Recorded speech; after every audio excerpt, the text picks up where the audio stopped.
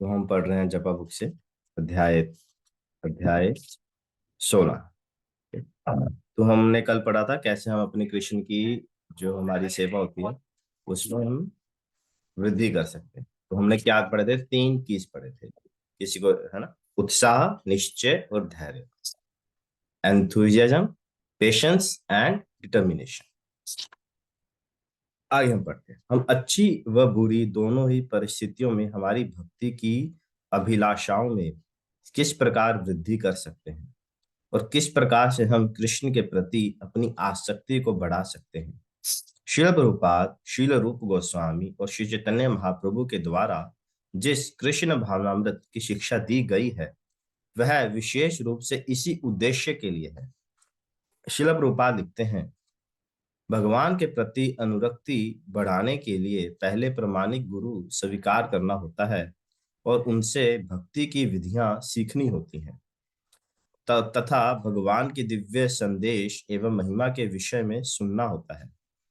इस प्रकार मनुष्य को भक्ति के विषय में अपना निश्चय करना होता है, तभी भगवान के प्रति अनुरक्ति बढ़ सकती है। श्रीमद् भागवतम 4.22.22 तात्पर्य।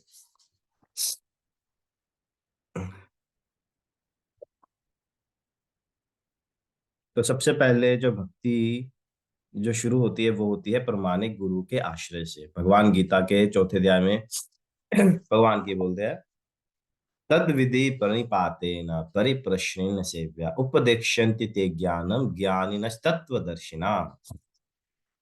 कि सब तो पहला काम भक्ति विधान लिखी है कि हमें प्रमाणिक गुरु को स्वीकार करना होगा, गुरु का आश्रय लेना होगा। बिना गुरु के आश्रय लिए भक्ति नहीं होती है। ठीक है, तो गुरु बहुत जरूरी है। ठीक है। अब आप सोच रहे होंगे, अरे फिर अभी तक हम क्या कर रहे हैं, जो हम इतने महीनों से हरे कृष्णा जप कर रहे हैं, जो सेशंस कर रहे हैं, है ना, तो क्या हो, क्या हमारी भक्ति स्टार्ट नहीं हुई, है ना। तो इसका कैसे है, तो शिल प्रभुपाद जी कहते हैं कि शिल प्रभुपाद जी को हम क्या बोलते हैं, जगत गुरु। शिल प्रभुपाद जी क्या है, इस पूरे संसार के जगत गुरु हैं। तो शिल प्रभुपाद सर्वोपरि, सर्वप्रथम और सबसे महत्वपूर्ण पूरे संसार के लिए गुरु हैं, जगत गुरु। तो शिल प्रभुपाद जी प्री एमिनेंट शिक्षा गुरु फॉर ऑल द वर्ल्ड। ठीक है। सबसे पहले जो सबसे प्रथम गुरु कौन है, शील प्रभुपाद जी। और गुरु हमें कैसे सिखा रहे, शील प्रभुपाद जी हमें कैसे सिखा रहे हैं, अपनी पुस्तकों के द्वारा हमें सिखा रहे हैं। उनकी बुक्स, प्रभुपाद जी के प्रवचन जो हम हर प्रतिदिन, सॉरी, हर गुरुवार को सुनते हैं, है ना। तो प्रभुपाद जी के प्रवचन और प्रभुपाद जी की बुक्स, और ये जो सारी बुक्स जो हम डेली पढ़ते हैं, ये प्रभुपाद जी के शिष्यों ने ही लिखी हैं। तो हम प्रभुपाद जी की शिक्षा को जब हम अपने जीवन में धारण करते हैं, है ना, और ये प्रभुपाद जी का ही आदेश है, प्रभुपाद जी की शिक्षा है कि हम नियमित रूप से हरे कृष्ण महामंत्र का जप करें, है ना, कुछ नियमों का पालन करें, भक्ति स्पिरिचुअल प्रोग्राम्स अटेंड करें और सेवा करें। तो ये क्या है, प्रभुपाद जी की शिक्षा में है। ठीक है।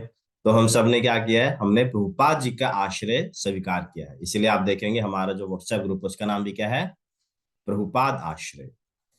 क्या है कि प्रभुपाद जी का हमने आश्रय स्वीकार किया है। ठीक है। तो ये, तो हम सबके पास गुरु हैं, ऐसा हमसे गुरु नहीं है, प्रभुपाद जी हमारे गुरु हैं और उनकी शिक्षा उपलब्ध है। हम, ठीक है।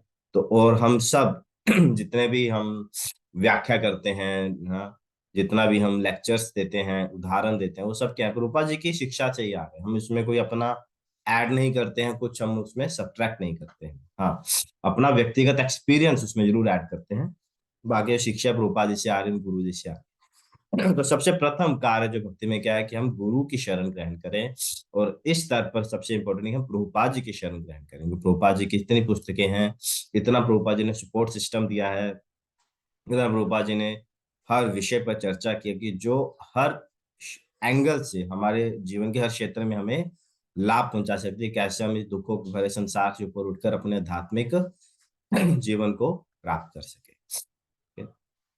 फिर जब एक बार हम भक्ति में स्थित हो जाते हैं, फिर फिर ऐसा नहीं कि हम प्रभुपाद जी की शिक्षा पे हमें रुक जाना है, हमें फिर एक प्रमाणिक जो वैष्णव हैं, जो इस गुरु शिष्य परंपरा में आ रहे हैं, उनसे पर्सनली दीक्षा भी लेनी होती है, ठीक है।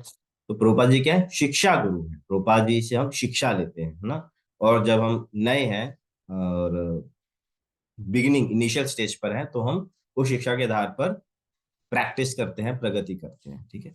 तो जैसे जैसे हम आगे बढ़ते हैं, हम किसी एक पर्टिकुलर व्यक्ति से हम जुड़ते हैं, उनके लेक्चर सुनते हैं, तो फिर हम एक प्रमाणिक नियमित रूप से एक दीक्षा भी ग्रहण हम करते हैं। किसी को हम गुरु, किसी व्यक्ति को गुरु स्वीकार करते हैं, है ना। क्योंकि प्रभुपाद जी तो अब दुनिया में नहीं है, तो प्रभुपाद जी के किसी शिष्य को जिन्हें एज ए गुरु, ऐसे गुरु स्वीकार किया गया है सोसाइटी के द्वारा, उनसे हम प्रमाणिक रूप से दीक्षा भी आगे जाके लेते हैं, ठीक है। तो ये भक्ति का सबसे महत्वपूर्ण कार्य है कि फिलहाल जो हम सबके लिए, जो अभी के लिए उपयुक्त है, कि हम प्रभुपाद जी की शिक्षा को एक्सेप्ट करें, प्रभुपाद जी की शिक्षा को सुने समझें, है ना। प्रभुपाद जी की पुस्तकों को पढ़ें, भगवद गीता को पढ़ें, उस शिक्षा को आत्मसात करें और उससे हम जीवन में प्रगति करें, ठीक है। तो आज के लिए इतना ही। किसी को कोई प्रश्न हो गुरु के विषय में तो जान सकता है। हाँ, तो गुरु जी क्या, हाँ, एक और बात है, तद विधि प्रणिपात है। तो गुरु की सेवा, गुरु के पास हमें तीन कार्य करने होते हैं। एक होता है गुरुदेव की सेवा, और उनसे आध्यात्मिक शिक्षा ग्रहण करना। तो जब हम उनसे आध्यात्मिक शिक्षा ग्रहण करते हैं, तो हमारे जो डाउट्स होते हैं, हमारी जो शंकाएं होती हैं, वो क्लियर हो जाती है ना।